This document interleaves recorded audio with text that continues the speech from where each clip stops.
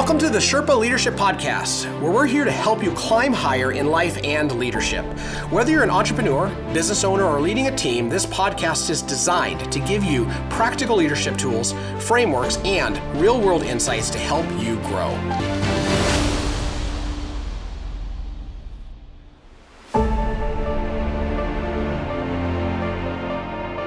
Welcome to episode 0 of the Sherpa Leadership Podcast, where we help you climb higher in life and leadership. I'm here with my good friend Reed Moore, and I'm Chase Williams. Hey everybody, so glad that you joined us for this. This is episode 0, where we're just going to kind of share our heart, share our mind about the reason that we're doing this podcast, and we're just excited to get into it. Yeah, so Reed, tell me, what's really your heart behind putting together a leadership podcast? There's plenty of them out there. This isn't the first one.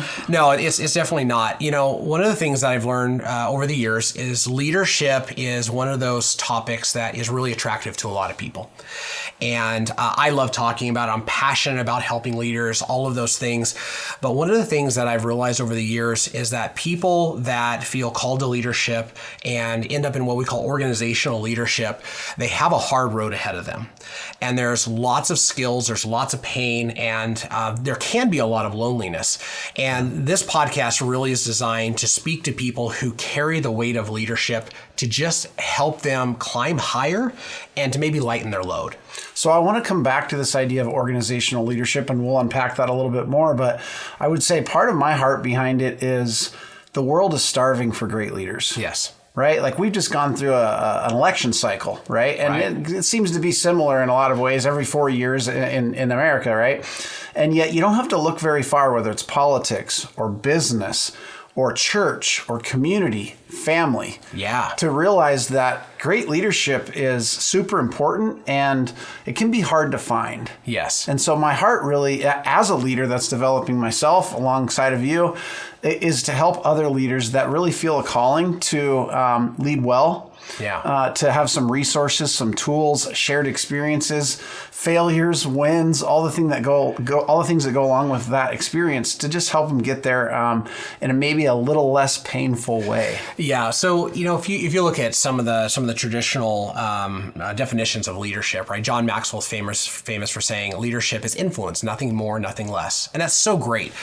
The challenge is if you're going to lead over a long period of time with people like you are with your kids and like you are inside of a business or a nonprofit, is that leadership is not just influence, it's the ability to keep and sustain influence by being consistent and growing and leading yourself first over a long period of time, and then being able to lead other people well. And because if not, you erode influence over time. Sure. And of course, I want to ask you about this idea of the difference of organizational leadership as we think about it and just influence. You mentioned it there for Maxwell, because we're kind of in this era of influencing. Yes. Right? Yes. We joke about it once in a while back and forth, but there's lots of mediums and lots of people that desire to influence others, and that's not a bad thing. Right. It's just not the same as being face-to-face, belly-to-belly, over a long period of time with people in an organization, part of a team, a family, right, or otherwise. There are some really key differences, I think, that make that a topic in and of itself. Yeah, so when I think about organizational leadership, I think about this internal dialogue that I have, and that is, I want those that are closest to me to think the most of me when it comes to my leadership. And for me, my experience is that's a high bar. Right? I can jump on Instagram or I can jump on a stage and I can have people walk away saying, wow, that guy's a phenomenal leader. Sure. Right? But what I actually want is my wife and my kids to say, wow, my dad is a phenomenal leader, because I know that they're going to see me at my worst. Yeah. They're going to see me when I'm not a good leader. And if they, at the end of, when I breathe my last, they look back and they're like, look at dad's leadership legacy at home, right? And then I have that with my business partners and people that are in my company and so on and so forth. For me, that's kind of the essence of organizational leadership, because you can't fake it with your kids. You can't fake it with your spouse, right? There's too many touch points over over too long of a period of time. That's right. And you can't fake it with the people that you work alongside every day over a long period of time, as another example. Yeah. It really speaks a little bit to the naming of the podcast, Sherpa Leadership Podcast, right? The idea of a Sherpa is a guide who takes you to the top of the mountain safely and then back down safely. And the reason they can do that is they go with you. Yes. And they've been there before, and they know the pitfalls and the places where you can slip and die. If you're thinking about mountain climbing, leadership might not be quite that treacherous, but it can feel that way, right? Sure can. So a Sherpa has been there, has taken the licks, gone through the crucible, and can help you get there safely. It's not someone who just stays down at base camp and points to the top of the mountain and says, "Go up there." Yes, yeah, right. It's very different. That's more like theory. Influencing. You should take that route. Very different. It's like actually that route's the worst because I almost died there. Yeah. So talk to us, Reed, about this idea that part of good organizational leadership is first leading yourself well. What does that mean to you? Yeah. So my experience has been that it is so much easier to see challenges and faults in other people, and it's so much easier to help them with those things than it is to be able to look in the mirror, to be able to accept feedback, to be able to have other people speak into your life, and then to make those changes. Right. I'm the hardest person in my life to lead by a landslide. Me too.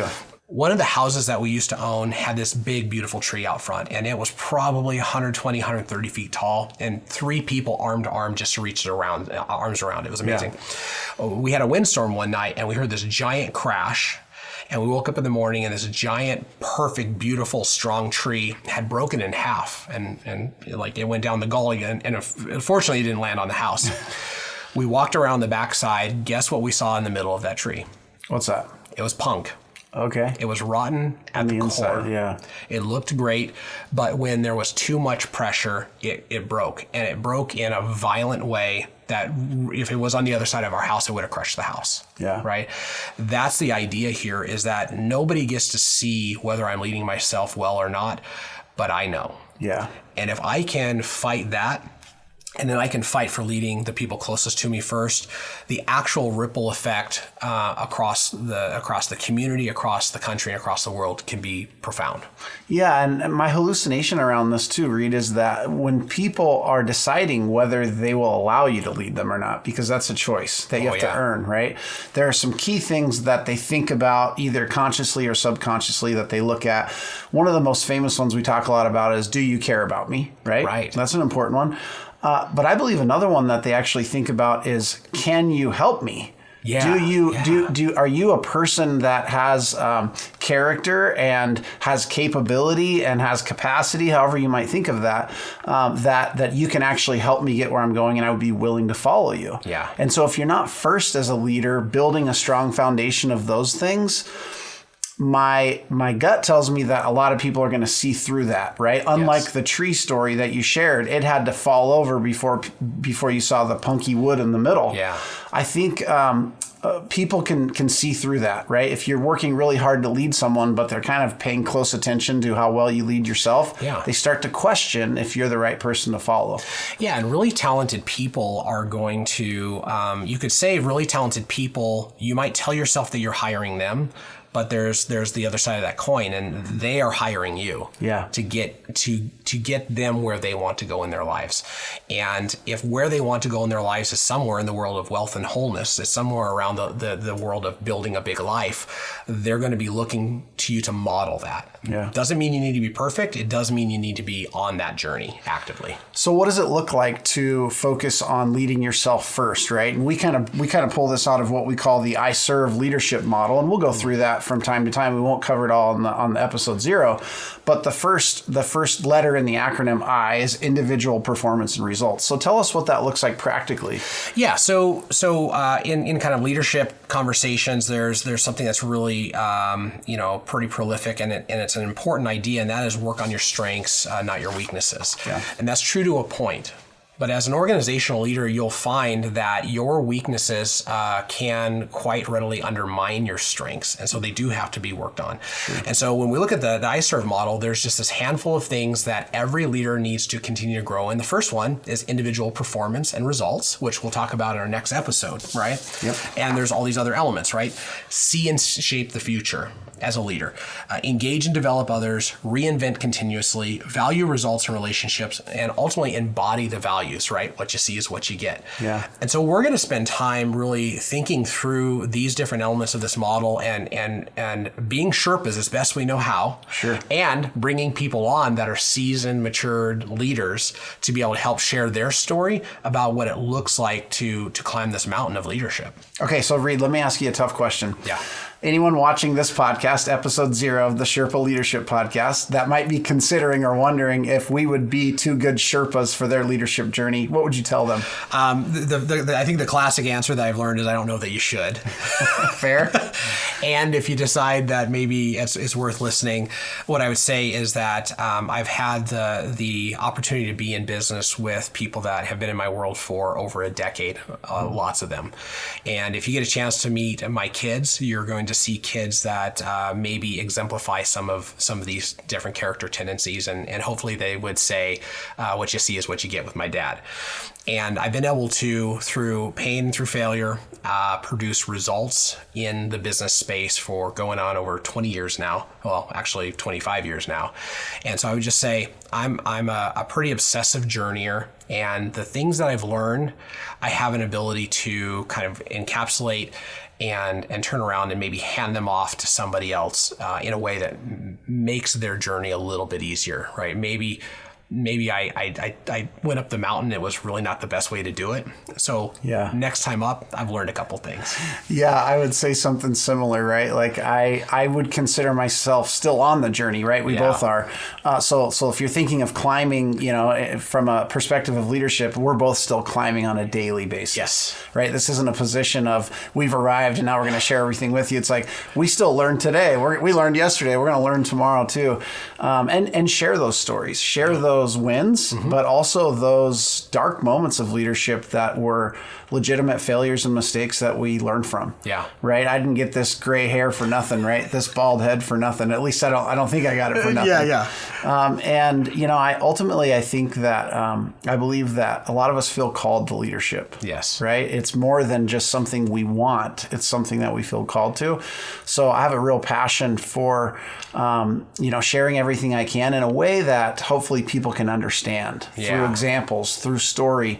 We're going to bring some amazing leaders as guests on this podcast that we get to interact with and be in relationship with to share their stories and their failures and their wins. So it won't just be the two of us all the time, right? I'm fond of saying that if people are following you, you don't actually get the choice of whether you're a leader or not. Yeah. If people are following you, you're already a leader, right? The choice you get is how good of a leader you'll be and how much effort you give in developing your leadership. Yeah. And so that's something that I'm really passionate about, delivering any value that I possibly can. Man, so good. I love that. And there's a weight, and that's the idea is we want to lighten that weight. We want to make you stronger to carry that weight. Craig Groeschel says something that I just love, and that is everybody deserves to be led well. Yeah. And that really captures the heartbeat of what we're setting out to do here. Love it. Hey guys, thank you so much for joining us for episode 0. I'm really excited about the first episode. We're going to talk about individual performance and results. It is a foundational principle for you to be able to lead well. Thanks for listening to the Sherpa Leadership Podcast. If today's episode inspired you, don't forget to subscribe, leave a review, or share with your favorite leader. You can find more tools and resources on SherpaConsultingGroup.com. Remember, leadership is a journey and every step you take matters. Keep climbing. We'll see you next time.